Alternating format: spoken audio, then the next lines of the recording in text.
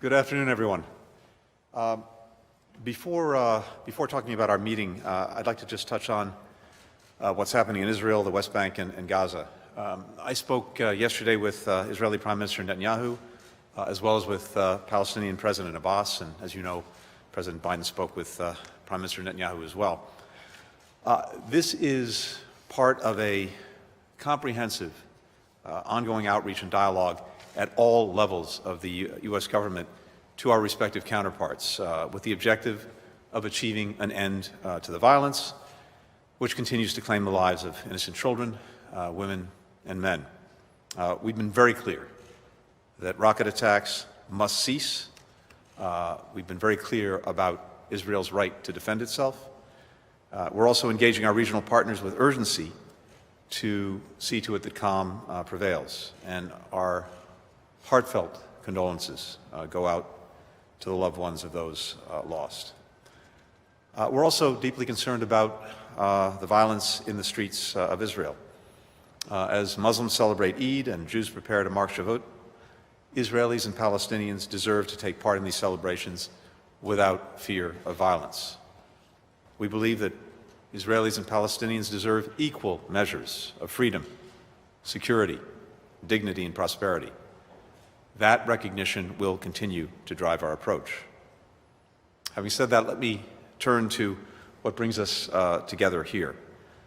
I am delighted that Foreign Minister Payne is here. I'm delighted to be able to host her on her first visit to the United States during the Biden-Harris administration. We had the opportunity to spend some time together in London at the recent G7 meeting, and we've been on the phone multiple times, but nothing really replaces having the chance to talk about an incredibly broad array and range of issues and interests that bring our countries together. We had a chance today to reaffirm our unshakable commitment to the U.S.-Australia alliance, which has been an anchor for peace, security, and stability in the Indo-Pacific for decades. As President Biden made clear, reaffirming and revitalizing America's alliances and partnerships around the world is going to help us ensure that we have a foreign policy that actually delivers for the American people. As we mark the 70th anniversary of our alliance with Australia, we find strength not only in how vital and dependable the relationship has been, but also in how it has continued to evolve to meet the challenges we face and that our citizens face. We work together across virtually all facets of foreign policy: national security, health security, countering disinformation.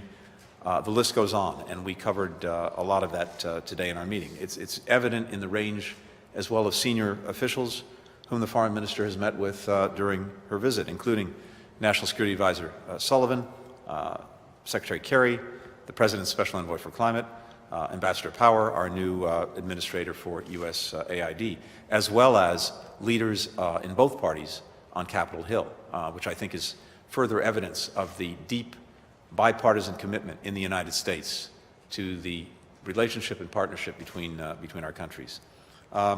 We also do quite a bit of multilateral collaboration. For example, through the Quad, our countries are working with India and Japan to advance a shared vision for a free and open Indo-Pacific. We're tackling big, complex challenges, like ensuring international law is respected in the East and South China Seas, and increasing global access to safe, effective vaccines for COVID-19.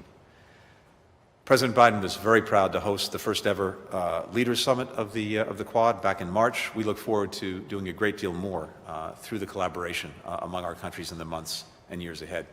In our conversations today, the Foreign Minister and I touched on a number of key challenges that we face together, and where the United States and Australia are very closely linked, including our shared condemnation of the Burmese military's violent attacks against peaceful protesters and members of civil society, which continue to go forward with impunity, and our joint calls for the regime to allow for the democratically elected government to return to power.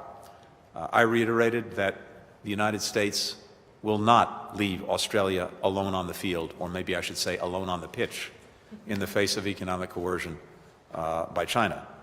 That's what allies do. We have each other's backs so we can face threats and challenges from a position of collective strength. And we understand as well our shared commitment to UN Security Council resolutions on North Korea. It's important to note that the friendship between Australia and the United States goes beyond diplomacy. Our troops have fought side by side in virtually every conflict of modern times, from World War I to current operations to combat violent extremism.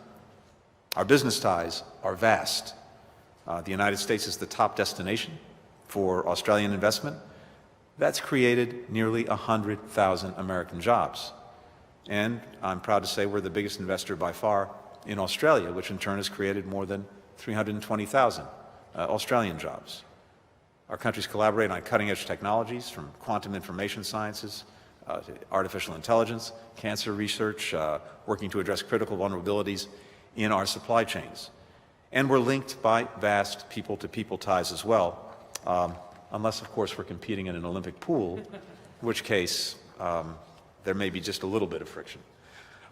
This relationship continues to thrive ultimately because it's rooted in shared values. We believe in democracy.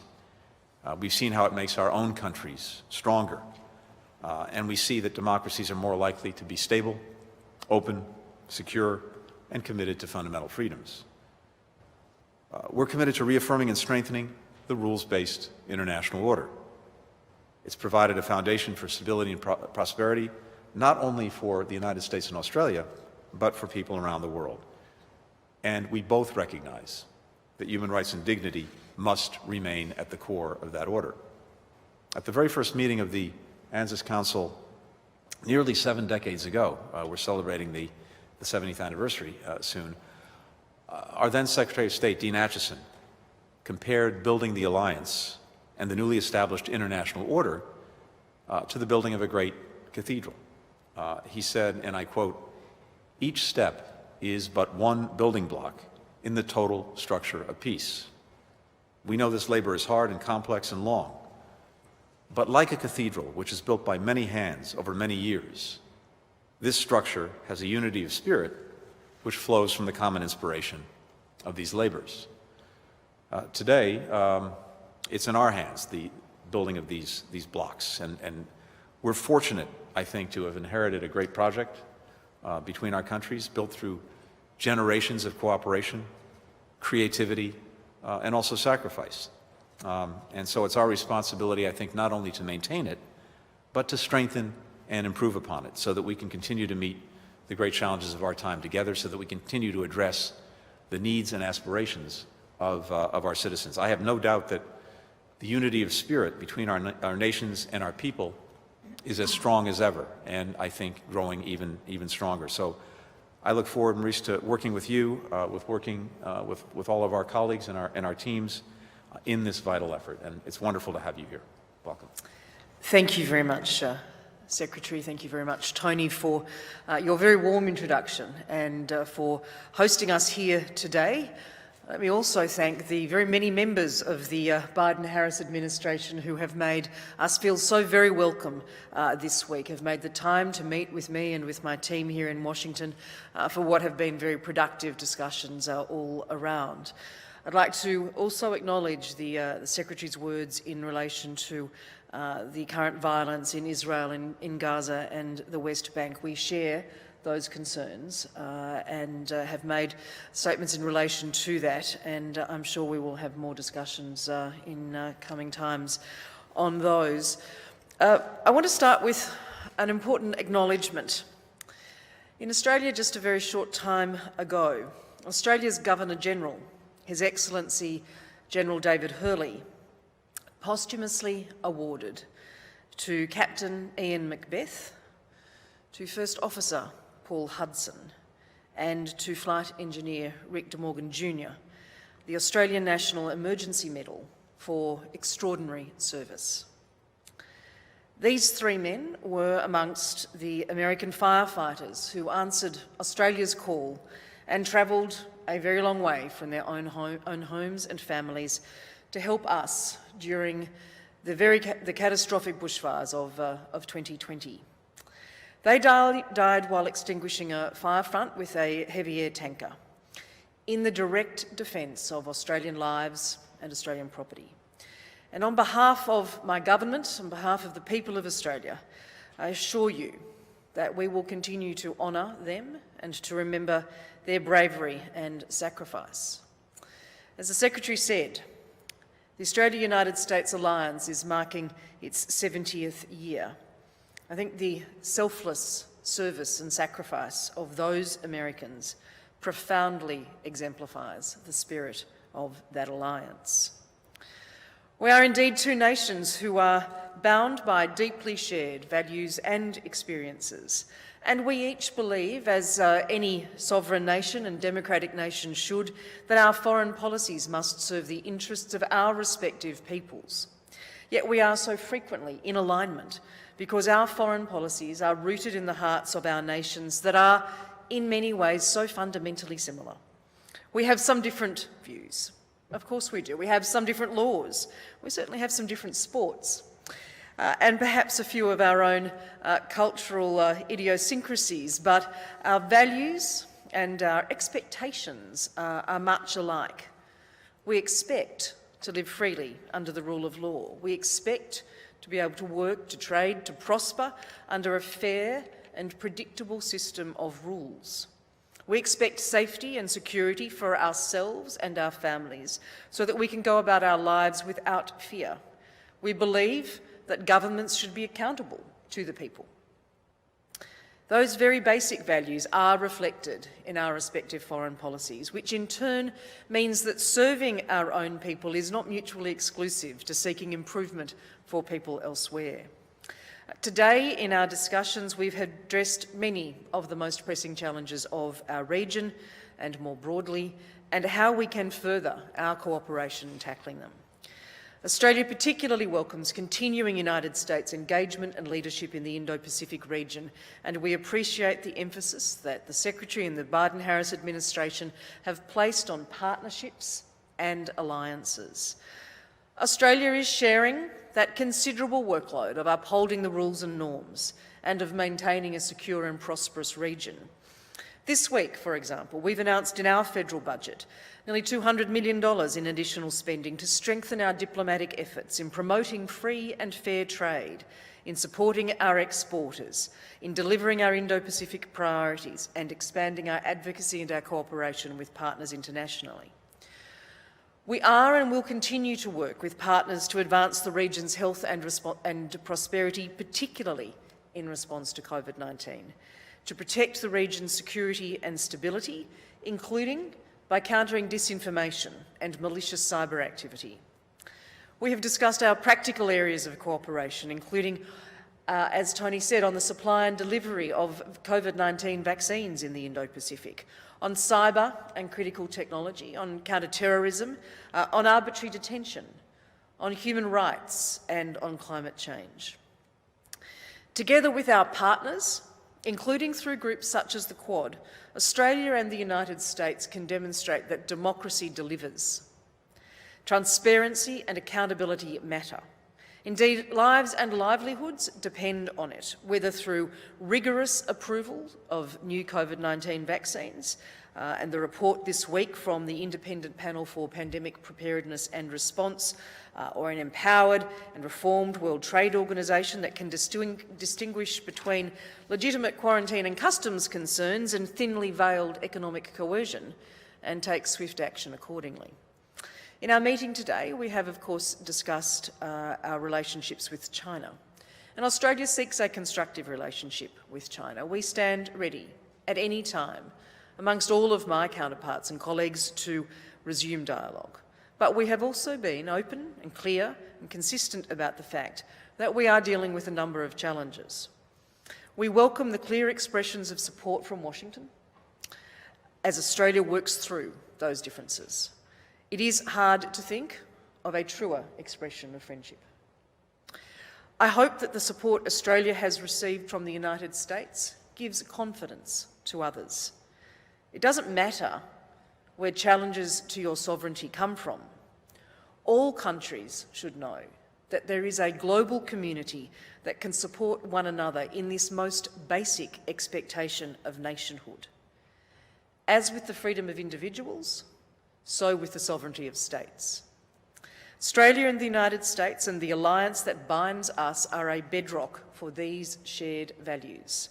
Thank you again, Secretary Blinken, for these talks that will take our alliance forward at this critical time for our region and for the world. You are right, in-person talks make a significant difference. They are a real value add in the times of COVID-19 as well.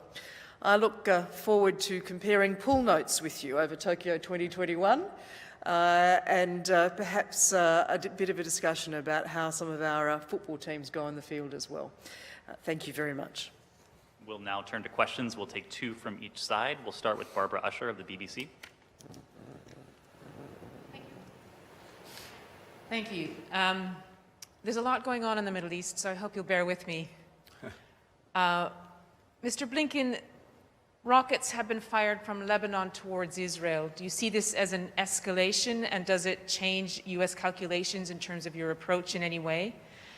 Secondly, do you accept the Israeli view that now's not the time for a ceasefire? President Biden has said he doesn't see a significant Israeli overreaction, which it would seem Israel could see as a green light. Thirdly, what evidence, if any, does the U.S. see of Iranian involvement in the attacks on Israel, given that Hamas has been using drones and long-range missiles? And if so, how do you respond to Republican calls for the administration to stop negotiations in Vienna because of that? Finally, according to diplomats, the U.S. stopped the Security Council meeting due tomorrow on the Middle East. Why does the United States not see this as useful, if indeed this is the case? And Foreign Minister Payne, do you think a Security Council statement calling for the cessation of hostilities in the Middle East and urging respect for international law from both sides could be useful? And if not, why not? Thank you. Thank you. That is a masterful demonstration of the art of packing in a few questions to one. And I'm happy to start. A few things. As I noted earlier, we have been deeply and actively engaged across the board with Israeli counterparts, Palestinian counterparts, partners throughout the region in an effort to advance de-escalation and an end to the violence. I was on the phone yesterday with Prime Minister Netanyahu and President Abbas. As you noted, President Biden spoke to Prime Minister Netanyahu. We've sent our senior official for Israeli and Palestinian matters, Hadi Amr, to the region. He's en route there right now, and we are in very deep and regular contact. Look, we've been very clear about the basic principles involved here, starting with the proposition that Israel has a right to defend itself from these rocket attacks, and the fundamental difference between a terrorist organization and Hamas that is indiscriminately targeting civilians and Israel, which is defending itself and going after those that are attacking it. But we are deeply concerned with the loss of life among civilians, especially among children. Palestinians have a right to live in security and to live in peace, just as Israelis do. And so we are working hard to encourage all sides to stand down, to de-escalate, to return to calm. As to the United Nations, we are open to and supportive of a discussion, an open discussion at the United Nations. I think we're looking at early next week. This, I hope, will give some time for the diplomacy to have some effect and to see if indeed we get a real de-escalation and can then pursue this at the United Nations in that context. I don't have anything to offer on whether there is Iranian involvement or not in what's taking place, but I would only say that when it comes to any of the malign activities that Iran may or may not be engaged in, whether it is support for terrorism, whether it's efforts to destabilize other countries, whether it is other actions that we find objectionable, that only underscores the importance of doing everything we can to make sure that Iran never acquires a nuclear weapon. An Iran with a nuclear weapon or with the capacity to have one on very short order is an Iran that's likely to act with even greater impunity when it comes to these other actions. So the talks go on in Vienna in an effort to see if we can return to mutual compliance with the JCPOA, and those will continue. Thank you very much, Tony. And I would agree. Australia would welcome discussion of these issues at the UN. Whether there is a Security Council statement that flows from that discussion is ultimately a matter for the Security Council and its members. But to reiterate my remarks at the beginning of our statements today, the Australian government has issued a clear statement about our deep concerns at the escalating violence in Israel and Gaza and the West Bank. We have unequivocally called on all leaders to take immediate steps to halt violence, to maintain restraint and to restore calm. Our strong view is that violence is no solution. No solution. Whether they are rocket attacks or indiscriminate acts that fuel the cycle of violence and bloodshed, they are also never justified. We have urged all parties to refrain from violent or provocative acts, calling for a halt to any actions that increase tensions. And if there is a discussion to be held at the United Nations, then Australia will be an active participant. Turn to Greg Jennett of ABC News.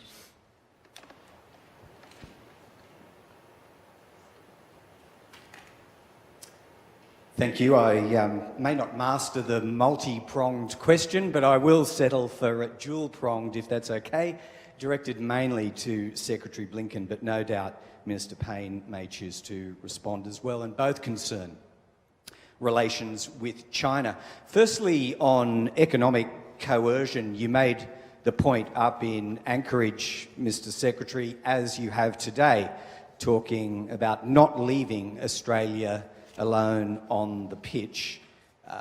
Minister Payne has spoken of a clear expression of support conveyed by you today. The question is, can you explain how that finds practical expression across the breadth of this administration, not just through diplomacy? What might that support look like? Third-party tariffs, sanctions on officials perhaps, departments or Chinese companies, boycotts, sporting, cultural, scientific or otherwise. I wonder if you could flesh that out a little. And the second is about the strategically significant port of Darwin. It is a matter of public record that President Obama had major concerns about this facility being leased to Chinese interests for 99 years, so much so that he complained directly to Prime Minister Turnbull about it. Do you maintain that objection today? And if so, could you tell us the reasons why? Is it a dumb decision in and of itself, or is it for potential conflicts with US interests, which would include US marine rotations in the north and other US interests in that part of the world? Thank you very much. A couple of things. First, with regard to China and economic coercion. We've been very clear both publicly and privately about the concerns that we have when we see China exerting economic coercion generally and also specifically with regard to our ally. We've raised these concerns across the government with Beijing. We've done so publicly, we've done so privately. And we've made clear to the PRC how such actions targeting our closest partners and allies will hinder improvements in our own relationship with China.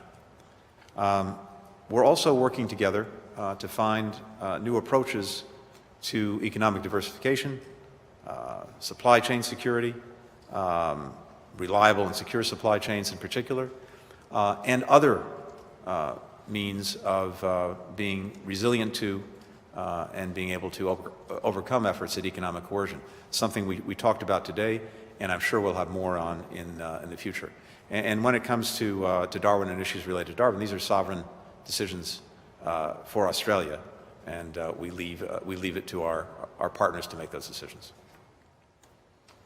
Greg, I would say good to see you, and just broadly in relation to the issues of economic coercion, to be very clear in terms of our relationship with China, we want a constructive relationship where we can discuss our differences, where we can work together for mutual benefit.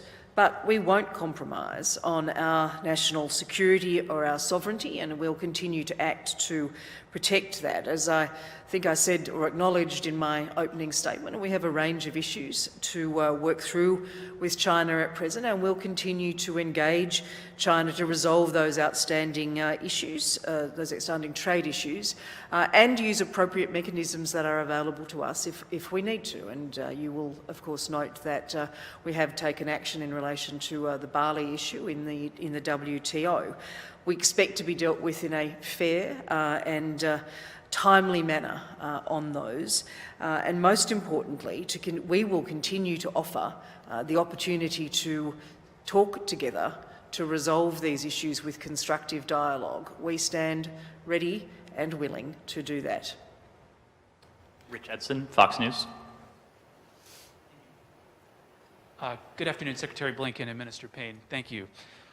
Building off a bit on our Australian colleague, yesterday the climate envoy testified that the administration is assessing whether to sanction China's solar industry. Will there soon be a determination, Mr. Secretary? And can the United States realize President Biden's 2035 power generation targets while also ensuring that it's not financing solar panels made with forced labor in China?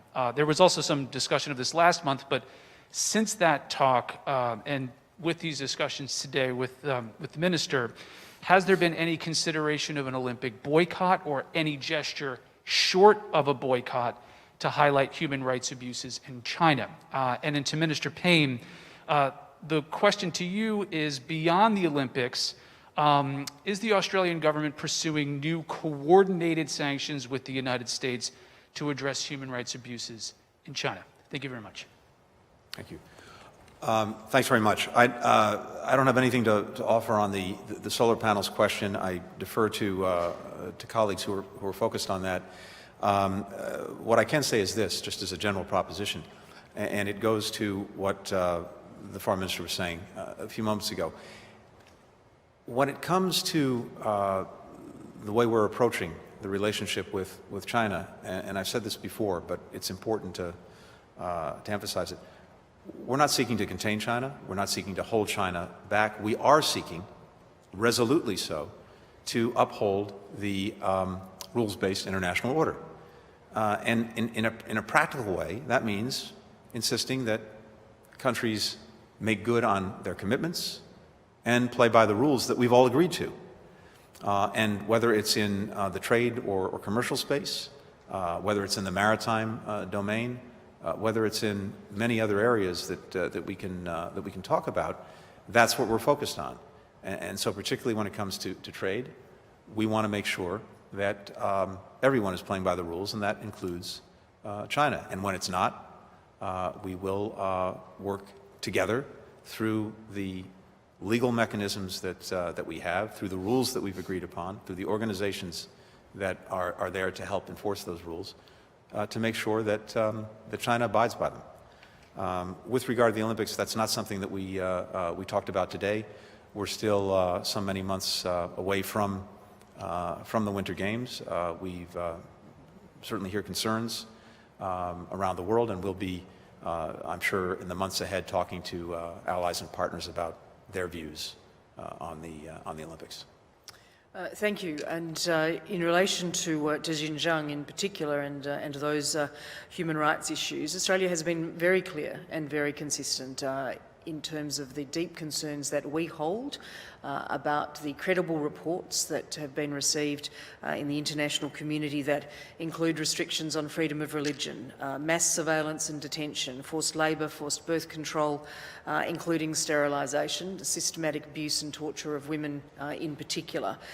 We don't have the same sanctions regimes, and that is a matter which is under consideration in Australia following a reference that I sent to one of our parliamentary committees to explore options for a Magnitsky-style system of sanctions in Australia, and government will respond to that in due course. But whether it is through the United Nations or in fact directly in our engagement with China, we have consistently called on China in relation to Xinjiang to respect the human rights of the Uyghur people and other minorities, religious and ethnic minorities in the region. We have firmly underscored the importance of transparency and accountability and reiterated our strong call for China to grant meaningful and unfettered access to appropriate international observers in Xinjiang. I was in Geneva on Friday last week and met with the United Nations High Commissioner for Human Rights, Michelle Bachelet, and that is a matter that we discussed in Geneva last week. Australia continues to make that call, and we have strongly supported and welcomed measures announced by Canada, by the United States, by the European Union and the United Kingdom, where they do have those sanctions mechanisms in relation to Xinjiang as well.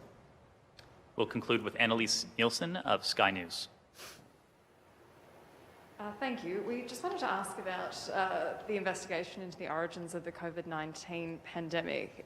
Secretary Blinken, were you satisfied with the results of the Clark report, and would you support further investigation? And to Minister Payne, the same, but would you also consider further investigation given the economic ramifications Australia has faced? And on that point of human rights abuses in China, we've still got 2 Australians detained in China, Yang Henjun and Chang Lei. There's serious ramifications for this. In light of that, do you still continue to support investigations of the origin, given we were so early to call for it? No and yes. No, not satisfied with the original investigation. Yes, support an ongoing investigation to get to the bottom of what happened with COVID-19.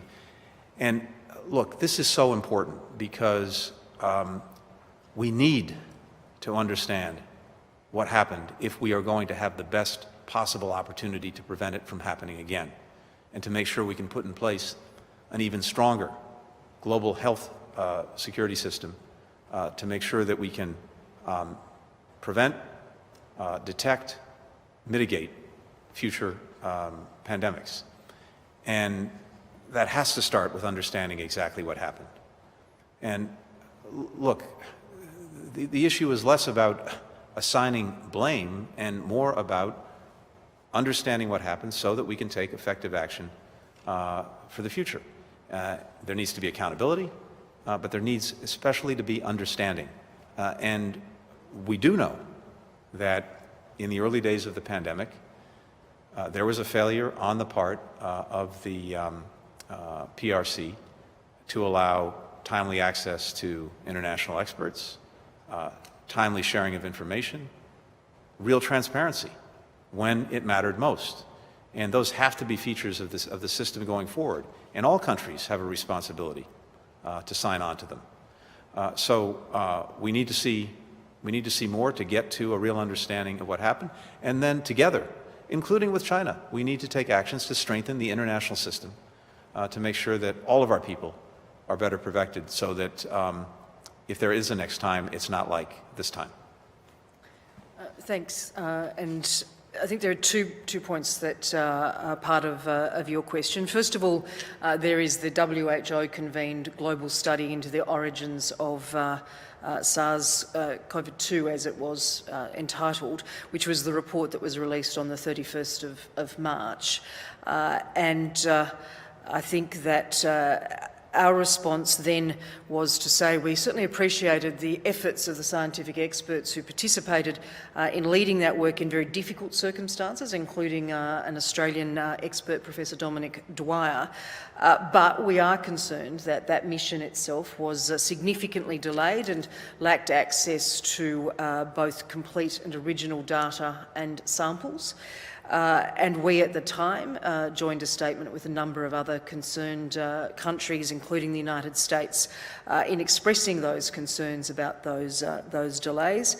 That is unchanged, and in fact it reinforces the importance of Australia's suggestion in April last year that there should be an independent international objective review into COVID-19, its origins and its impact.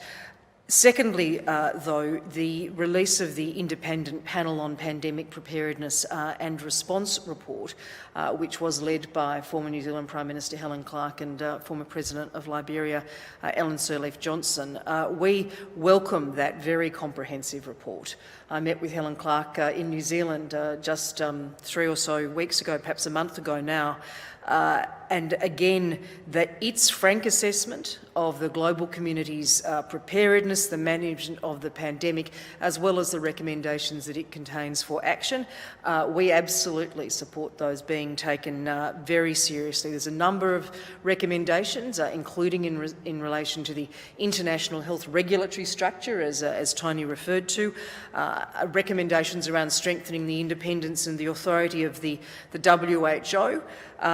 Interestingly, also observations about the fact that the WHO was underpowered in terms of its ability to do the job expected of it, including the recommendations about increasing the independence and authority of the WHO so that they have explicit powers to investigate pathogens with pandemic potential and to publish information about those potential outbreaks with immediate action without prior approval of national governments. There was some discussion at some stage last year about what inspection and report powers WHO should have, and I think that finding by the independent panel is a very important one in terms of the way forward for ensuring that we avoid the experience that the world, this country, our country, so many countries have had to deal with in recent times, and the extraordinary loss of life that it has caused. Thank you very much. Thank you very much. That concludes our program.